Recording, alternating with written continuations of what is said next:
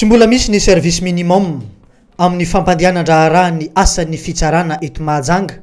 Raha ny zavatra hita sy ny vaovao ray teny amin'ny fitsarana ambaratonga voalohany eto Mahajanga androany latsinainy faharoa ny volana oktobra taona 2024.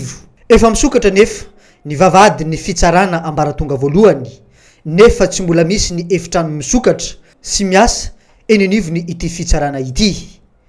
Tazana teny an-toerany ny piasan'ny fitsarana avy amin'ny fitsarana ifanaovana amin'ny fanjakana, ny piasa eny anivony fitsarana ambaratonga voalohany sy ny cour d'appel. Raha ny nambaran'izy ireo ny fivoriana no nataony tao amin'ity fitsarana ity. Mbola miandry ny fanapahan-kevitra avy any Antananarivo renivohitra izy ireo araka ny nambarany ka androany arivo no ahafantarana na mbola mitohy ny fitokonana na manomboka miasa izy ireo. Efa maro ihany koa ireo zandary sy piasan'ny fonja ary ireo olona manana raharaha eny amin'ny fitsarana tonga ny odiody teny an-toerana.